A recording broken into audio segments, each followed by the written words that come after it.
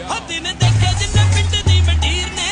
ਉਹਨੇ ਦੇਖਿਆ ਨਹੀਂ ਕੱਲੇ ਐਤਵਾਰ ਜੱਟ ਨੇ ਦਿਨ ਦੇਖੇ ਜਿੰਨੇ ਪਿੰਡ ਦੀ ਮੰਡੀਰ ਨੇ ਉਹਨੇ ਦੇਖਿਆ ਨਹੀਂ ਕੱਲੇ ਐਤਵਾਰ ਜੱਟ ਨੇ